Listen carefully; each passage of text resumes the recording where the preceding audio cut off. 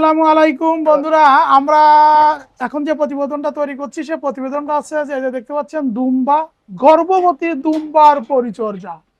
যে গর্ভবতী দুম্বাগুলোরে কি পরিচর্যা করেন আমাদের হুমায়ুন ভাই। হুমায়ুন ভাই আসসালামু আলাইকুম। ওয়ালাইকুম হুমায়ুন আসসালাম। ভাই, আপনি জি, এই গর্ভবতী দুম্বাগুলোর কি কি পরিচর্যা করেন আমাকে একটু যদি বলতেন। অনেকের তো দুম্বা আছে বা শখ আছে পালন করার, একটু যদি বলেন ভালো হয়। আসলে এই গর্ভবতী দুম্বার স্পেশাল কোনো পরিচর্যা নাই। মূল কথা হচ্ছে যে যখনই বোঝা যায় যে ও গর্ভবতী হয়েছে তখনই পাঠাটা তো ছাড়া থাকে, এই জন্য ওই ঘর থেকে এই ঘরে শিফট করে দিই। এখানে নিরাপদ থাকে নিজেরা। আর এইখানে বাচ্চা হয়, বাচ্চা ডেলিভারি হয়, এখান থেকে বাচ্চা বয়স যখন 1 মাস হয় আবার ওকে ওই ঘরে পাঠাই দিই। তো মূলত ওদেরকে খাবারটা একটু বেশি দিতে হয়। নর্মালি ধরেন ওদেরকে সারাদিনে যদি যখন ওরা খালি থাকে বা বাচ্চা প্রসব করার 2 মাস পরে ওদের খাবার যদি 1.5 কেজি দেয় সারাদিনে, এই গর্ভবতী অবস্থায় ওরা 2 কেজির উপরে খাবার পায়। তো এইটাই মূলত একটু খাবারটা বেশি দিই, কারণ ওর পেটের ভিতরে একটা বাচ্চা তৈরি হচ্ছে, বড় হচ্ছে, এবং 3 মাস গর্ভবতী হওয়ার পরেই এই রুমে এখানে চলে আসে।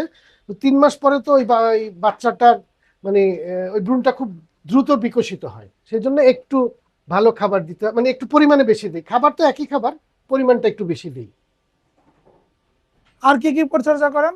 আর প্রতিদিন গোসল পরিষ্কার হয়, করানো? গোসল সপ্তাহে একদিন গোসল করায় দেই। হ্যাঁ।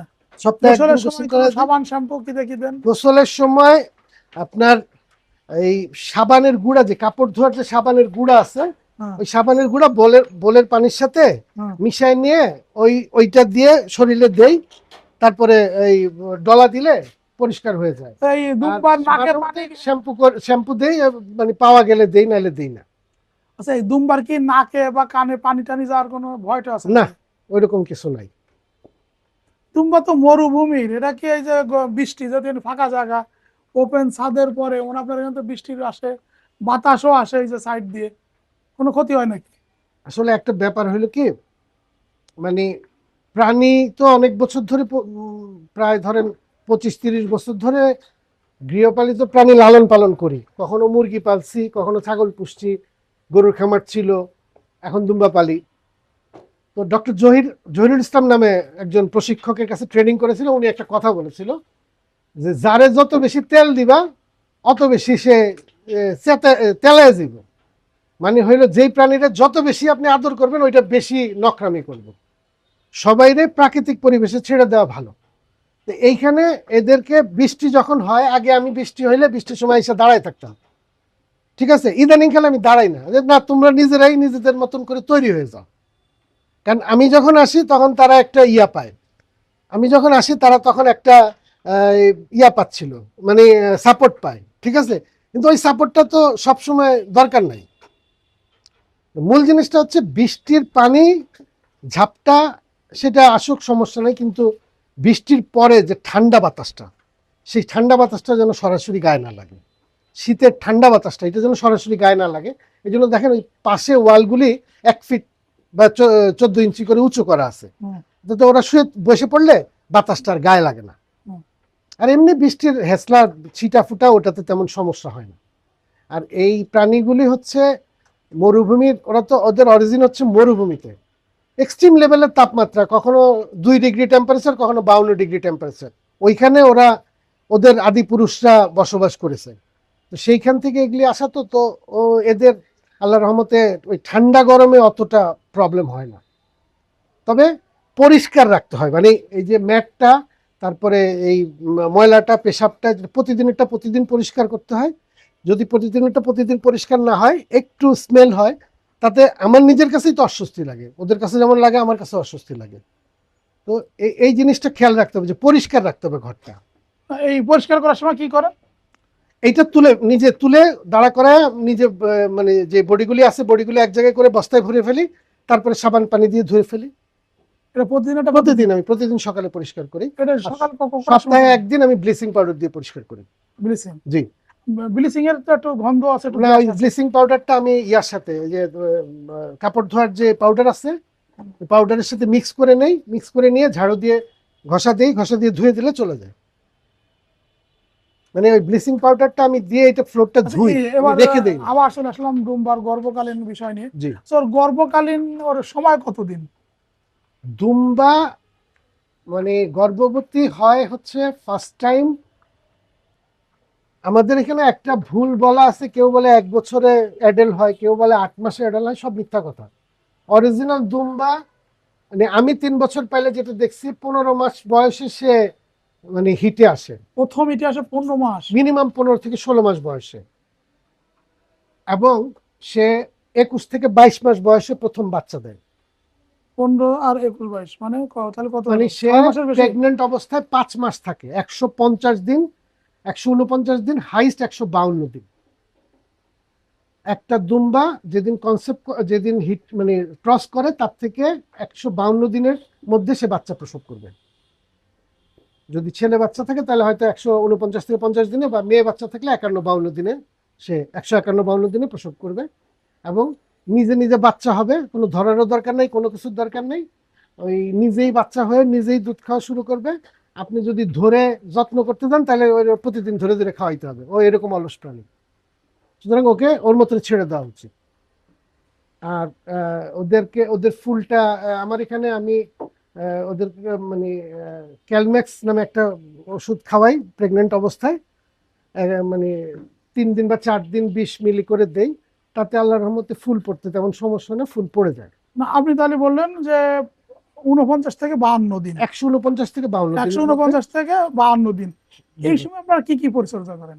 এই সময় কোনো পরিচর্যা নেই, শুধুমাত্র তাকে খাবার দিতে হবে, আর হচ্ছে তাকে গোসল মানে ওই সপ্তাহে 1 দিন গোসল করাই দিতে হবে, এই পর্যন্তই, পরিষ্কার পানি দিতে হবে।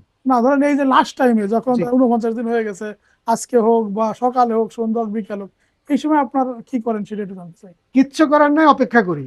মানে যদি কিছু করতে যাই ওইটা মাতবরি হবে, ওইটাই ভুল হবে, কারণ ও ন্যাচারালি বাচ্চা প্রসব মানে করে। এই সময় শুধু এসে বসে বসে দেখা?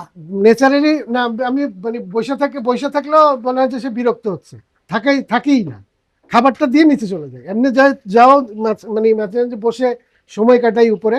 যখন ওই আর্লি স্টেজ থাকে, কোনো মানে ফিমেলের জানি যে আর্লি স্টেজ আছে, 2-1 দিনের মধ্যে বাচ্চা দিবে, তখন দিনে 3-4 বার উঠে এক নজর খেয়াল করি, কিন্তু এখানে থাকি না, কারণ ওর স্বাভাবিক মুভমেন্টে সমস্যা হয়। আবার এই যে এবং স্বাভাবিক ও ভাবে যখন- বাচ্চা হবে, ও যখন স্বাভাবিক বাচ্চা দেয়, আমি একটা জিনিস খেয়াল করে দেখেছি, বাচ্চা যখন হয় যখন বাচ্চা ডেলিভারি দিবে, তখন ওর সাথে যে এই দুম্বাগুলি আছে ওরা একটা সার্কেলের মতো তৈরি করে ফেলে, ঘিরে রাখে, একটু দূরে থেকে ঘিরে রাখে। এবং মানে বাচ্চাটা হওয়ার পরে বাচ্চাটাকে মা বাচ্চাটা পরিষ্কার করে, ওই যদি অন্য কেউ পাশে থাকে সেও একটু হেল্প করে। হ্যাঁ, হ্যাঁ, এগুলি কিন্তু মানুষ সামনে থাকলে এটা করতে চায় না, আমি লুকায় লুকায় দূর থেকে দেখি, দরজার আড়াল থেকে লুকায় দেখি ওরা কি করে। তো আলটিমেটলি এইটা মানে আল্লাহর রসুল তো পুষছেন এই প্রাণীটা, এটার মধ্যে অনেক রহমত আছে, অনেক রহমত আছে। লাভের কথা বললে বাচ্চা প্রসব করার পরে আপনারা তো বললেন যে ওর মতো বেড়ে উঠবে, দুধ টুধ কেউ নিজের মতো খাবে? ওর নিজের মতনই, ওরে ধরার কোনো দরকার নেই। দেখা যাচ্ছে একটা বাচ্চা, ওর উলানটা তো অনেক উপরে থাকবে, বাচ্চাটা তো ছোট হয়। আমি প্রথম যখন আমার এখানে ফার্স্ট বেবিটা হয়েছে, হ্যাঁ, ওই বেবিটা হওয়ার পরে ওইরকম আমি উপরে 4টা ছিল, তখন উপরে এসে দেখি 5টা। হ্যাঁ, হ্যাঁ। যখন দেখলাম একটা নতুন বাচ্চা, মানে এক্সাইটমেন্ট এইরকম, মানে কার কাছে জিজ্ঞেস করি কি করবো, পরে যার কাছ থেকে কিনে আনছি তাকে ফোন দিলাম যে ভাই এরকম হয়েছে, বলে যে এটা সুইচ না, সুইলেই বিপদ, ওর মতো থাকতে দে। ওই যে ভাই ঢুকাই দিছে মাথায় ওই বুদ্ধি, আবিদ ভাই এখনো ওইটা মাথায় আছে, ওর মতো থাকতে দে, এবং ওর মতন ও ভালো থাকে, ছুঁইতে গেলেই সমস্যা। এমনি এরপরে তাহলে কোনো মুসামুসি নাই, কোনো ওষুধ কিছু না, নাই? কোনো আর ওষুধ পানি নেই, মানে প্রসবের পরে যে ফুল পড়াটা সব ফুল অটোমেটিক পড়ে যাবে, শুধুমাত্র ওই ফুলটা 1 ঘন্টা বা 2 ঘন্টা পরে বা 2 ঘন্টা পরে পড়ে যায়, ওই ফুলটাকে তুলে আপনি ময়লা ঝুড়িতে ফেলে দিবেন, এইটুক হচ্ছে দায়িত্ব। আর 3 দিন বা 4 দিন পরে মাটাকে একটু পিছনের দিক ভালো করে ধোয়াই টোয়াই দিবেন, রক্ত যা ময়লাটা থাকে ধোয়াই দিবেন। আর বাচ্চাটাকে 1 মাসের মধ্যে বাচ্চাটাকে পানিতে ধোয়ানো যাবে না, ঠিক আছে, মানে পানির কাছাকাছি নেওয়া যাবে না। 1 মাস পরে বোলের মধ্যে পানি নিয়ে ভালো করে ডইলে ধুয়ে দিবেন, একদম চকচক হয়ে যাবে। ধোয়ার সময় কি ধরনের ইটি দেন? হ্যাঁ, ধোয়ার সময় কোনো ইটি দেন? ওই ডিটারজেন্ট মানে কি, ওই কাপড় ধোয়ার গুঁড়া, সাবানের গুঁড়ার পানি মিশিয়ে বাস ডলে বা একটু শ্যাম্পু দিয়ে ডলে ধুয়ে ছেড়ে দিলেই হয়ে যায়। এই দুম্বার মানে একটা কথা আসলে আপনাকে বলতে যাচ্ছিলাম, সেটা হচ্ছে দুম্বা পালা অবস্থায় কিছুদিন আগে একজন ভদ্রমহিলা আমাকে ফোন দিছিলেন। উনি আপনার ভিডিও, আমার এর আগে আপনি যে ভিডিও করছিলেন ওইটা দেখেছেন আর কি, ওখান থেকে নাম্বার নিয়ে আমাকে ফোন দিছিল। উনি 5টা দুম্বা পালে এই ঢাকায়, সম্ভবত বাসাবোতে, ছাদের উপরে। উনি আমাকে ফোন দিয়ে বলো ওনার দুম্বা প্রেগনেন্ট হয় না। হুম। ঠিক আছে, তা আমি বললাম আপনার দুম্বা প্রেগনেন্ট হয় না, কি আপনার দুম্বাগুলি কিরকম আমার একটু মানে ভিডিও কলে দেখায়। উনি একটা ভিডিও করে পাঠাইছে, আমি দুম্বা দেখে তো আমি নিজেই ভয় পেয়ে গেছি। মানে দুম্বা এক একটা হাম্বা হয়ে গেছে, মানে বড় বড় গরু মানে মেবি 150 কেজি, 140-50 কেজি ওজনের হয়ে গেছে, ফিমেল মেল সব। তা আমি ওনাকে ফোন দিলাম যে ভাই আপনি দুম্বারে খাওয়ান কি, সেই গোপন রেসিপিটা আমার জানা দরকার, না আমার দুম্বা তো এত মোটা না। তো উনি বললো উনি দুম্বারে দানাদার খাবার খাওয়ায়। তাই বললাম সাইলেজ বা ঘাস, বললাম না সাইলেজ ঘাস আমার দুম্বা খায় না, আমি প্রতিদিন এক একটা দুম্বারে 1 কেজি করে দানাদার খাবার খাওয়াই। 5টা দুম্বারে 5.5 কেজি 6 কেজি যতক্ষণ খায় দানাদার দিয়ে রাখি, 5-6 কেজি দানাদার খাবার খাওয়াই। আমি বলছি যে আপনার দুম্বা এখন হাম্বা হয়ে গেছে, ওর থেকে আর বাচ্চা আশা করি না। কারণ প্রত্যেকটা রুমেনাল প্রাণী যারা আছে ওদের জাবর কাটতে দিতে হবে, ওর রুমেনের মধ্যে কাজ করার জন্য ওকে দানাদারের পাশাপাশি আপনি ঘাস জাতীয় খাবার রাফেজ দিতে হবে। তো আমাদের এইখানে তো দুম্বা আসলে যারা বাংলাদেশে পালে, এই শখে ভিডিও দেখছে একজনের বা ইন্ডিয়ান কোনো দুম্বার খামারের ভিডিও দেখছে, বেউস হয়ে গেছে, আরে বিরাট টাকার ব্যবসা, তো লাফায় পড়ে। কিন্তু এটা পালার জন্য যে একটা প্রাথমিক টেকনোলজি আছে, ওইটা রকেট সায়েন্স না, বাট ওইটা একটা টেকনোলজি, একটা প্রাণী পোষার টেকনোলজি। ওকে কিরকম খাবার দিতে হবে, কিরকম দানাদার দিতে হবে, কিরকম রাফেজ দিতে হবে, কি পরিমাণ দিতে হবে, এই জিনিসটা যদি না জানে, মানে শুধু পাললেই দুম্বা পালা হয় না। দেখেন এই যে হাটে একটা দুম্বা বিক্রি হয়েছে এইবার কোরবানিতে, সম্ভবত ভিডিওটা দেখছিলেন আপনি, হাটে তো ছিলেন, আপনি বোধহয় দুম্বাটাও দেখেছেন। এটা কি আসলেই টার্কিশ দুম্বা? আমার কাছে সন্দেহ হয়েছিল। যেই দুম্বাটার পিছনে লেজ ছিল এতটুক পরিমাণ, সেটা টার্কিশ দুম্বা না। এইটুক জ্ঞান অর্জন করেছে মানে জানি। তো যাই হোক, সেই দুম্বাটা বিক্রি হয়েছে, ওইখানে টার্কিশ দুম্বা নিয়ে আরেকজন গেছে, সে এক একটা দুম্বার দাম চাইছে 3.5 লাখ 3 লাখ, তারগুলি বিক্রি হয়েছে কিনা জানি না। এইটাও তো দুম্বার বাজার না, মানে এই প্রাণীটা নিয়ে একটা প্রতারণা হইতেছে। একটা ভালো দুম্বা কোরবানি যোগ্য যার ওজন 120 কেজি, 100 কেজির উপরে আছে, ওইটার দাম 1.25 লাখ টাকা, হাইস 2 লাখ টাকা তার সৌন্দর্যের জন্য। 2 লাখের উপরে না, 2 লাখের উপরে যারা দাম নিতেছে তারা হলো, যারা কিনতেছে তারা না যাই না কিনতেছে, আর যারা যাই না কিনতেছে মানে যারা যাই বিক্রি করতেছে তারা হলো প্রতারণা করে বিক্রি করতেছে। এটা একটা প্রাণী। হ্যাঁ, ব্রিডারের দাম 2.5 লাখ টাকা, 3 লাখ হইলেও আমি ব্রিডার কিনবো যদি ব্রিডারটা সেই রকম হয়। সেটা হলো ব্রিডিং খামার, আমার ব্রিডিং খামার, আমি একটা ব্রিডার যেটার দাম 1 লাখ আছে আমি 5 লাখ দিয়ে কিনবো। কারণ একসময় তোতাপুরি জিবলা তো তার 4 লাখ 5 লাখ টাকা বিক্রি হয়েছে না। কেন, ব্রিডার একটা ভিন্ন জিনিস। কিন্তু যেমন আমার এই যেটা পাঠাটা আছে, আমার পাঠাটা আমি যদি কোরবানির জন্য বিক্রি করি, ওইটা কেউ যদি আমাকে 2 লাখ টাকা দাম বলে আমি আলহামদুলিল্লাহ দিয়ে দিব। ঠিক আছে, এই বছর কোরবানির সময় অনেকে নিতে চাইছে, কিন্তু আমি বেছে নিই কারণ আমার তো ব্রিডার নাই। আর ব্রিডার পাওয়া কিন্তু অনেক টাফ ব্যাপার, আমি এই ব্রিডারটা 7 মাস ঘুরে জোগাড় করছি। মূল জিনিসটা হচ্ছে যে দুম্বা অনেক আছে, পাছা এত বড়, নামা ওইটা দুম্বা না, টার্কিশ টার্কিশ দুম্বা, কিন্তু ওইটা কোয়ালিটি না। দুম্বার কোয়ালিটির একটা ব্যাপার আছে, যেমন এই পাঠাটার পিছনের দিকটা ময়ূরের মতন একটু উঁচু, হ্যাঁ, ওর বাচ্চাগুলিও ওরকম হচ্ছে।